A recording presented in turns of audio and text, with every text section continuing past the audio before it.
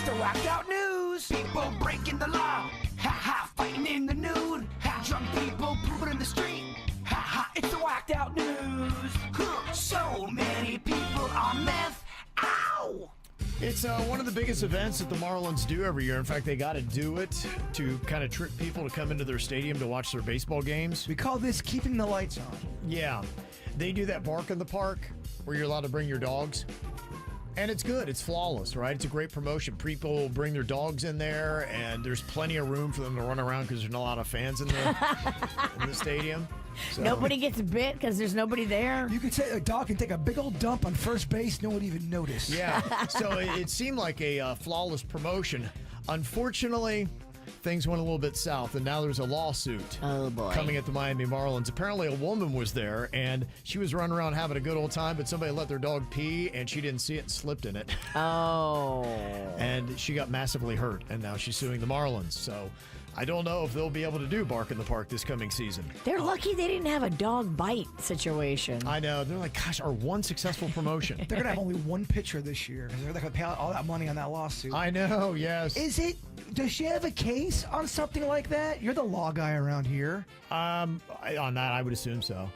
Yeah, I mean, I don't know definitely, but yeah, I mean, anytime something happens and it creates an unsafe place and somebody falls on it, I mean, I think the Marlins will be able to afford whatever the lawsuit's going to be for. So if I'm at the grocery store and the floor's wet and they got that yellow sign there and I still try to go get my snacks and I slip and fall, does that sign, that warning sign, get them out of a lawsuit, or could I still try to sue them? Oh, yeah, I'm sure people are still going to try to sue. I mean, you can try to sue anybody. The question is do you win, and then how much?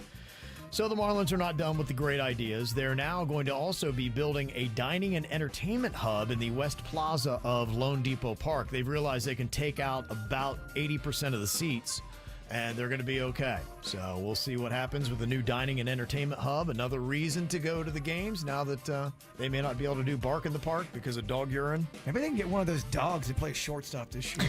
Now that would be something. I would, if it was all dog baseball. Oh my gosh, that sounds like an amazing kids movie. Didn't they have a dog ball boy?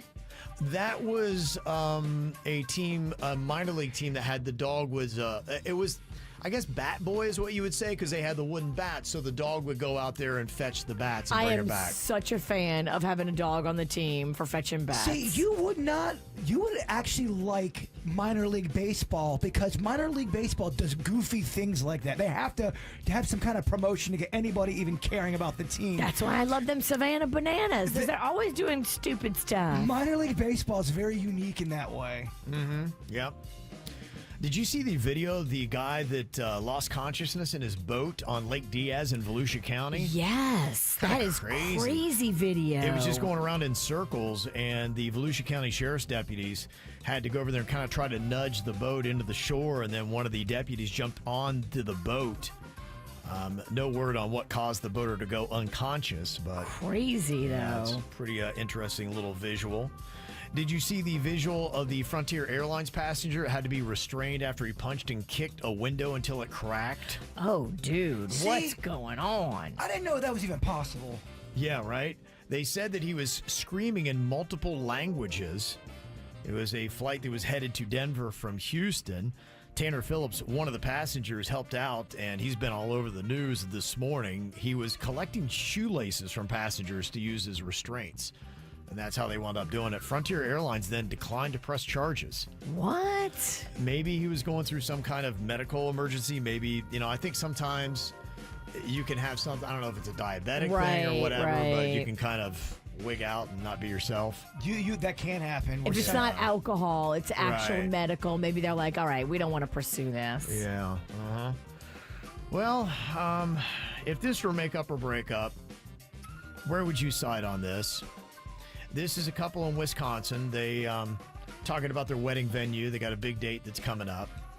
And apparently there was a disagreement that happened between the two.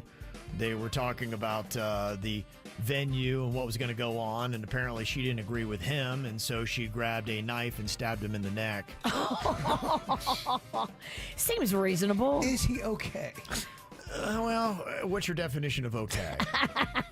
Is he He's got a blade sticking out of his throat. Yeah, the police show up, and they said when they got there, they see the victim holding a towel to his slashed neck, and she's just sitting on a sofa nearby, legs crossed. I guess they're having the reception at the venue she wants. Like, what happened here? I don't know. Why is he bleeding profusely from his neck? No reason. They then look over on the table and they found a large kitchen knife with a pink handle there, and there was a mysterious red liquid all over the blade. She didn't even hide the knife? No, she didn't. What a sloppy stabbing. Yeah, apparently what happened before the stabbing, the boyfriend said he woke up to find messages between his girlfriend and mother, and that caused the argument. And she said, oh, yeah? So I would say that's a breakup. Yeah, you might not want to be together. Marriage off. I don't think you can get past the stabbing. Nah. Yeah. If you're a judge, you should know how to get out of jury duty, right? Yeah. You'd think so. It's happened in upstate New York with a judge who tried to get out of jury duty by insisting that he couldn't be impartial because he believed that all defendants are guilty. Wait, what? Somebody then looked at what he did for a living and said, how can you be a judge if you believe all defendants are guilty? He now has been forced to resign. Oh, dude, you thought you was going to be cute. He went too big. He did. He went way too big. Dude, did you not think that they were going to look? Yeah. Mm-hmm. Gotta tell you, eggs are so expensive now that burglars are trying to wrangle eggs and steal them. They say Pennsylvania authorities are investigating a major theft after 100,000 eggs valued at $40,000 were stolen from a trailer at Pete and Jerry's Organics in Greencastle. I have noticed there has been a ton of food heists. Yeah. Big bulks of food being stolen now. People are desperate. I can't believe how much eggs have gone up. Like, I eat a lot of eggs, Right. so I'm personally pissed. Eggs have gone up a lot. Would you say they're more than $1 per egg? No, not quite there, but I would say about 75 cents an egg. Yeah, and Waffle House is now going to start charging you 50 cents extra per egg. They got to. Yeah. You can't make a profit. Yep, pretty crazy. That's kind of a big price point for Waffle House. They're usually very, very affordable. You're right. There is a contestant from Family Feud that is going viral for her stupidity. This is kind of embarrassing. Aw. Name a U.S. state that is part of New England. Spain. Name a U.S. state that is part of New England. Spain.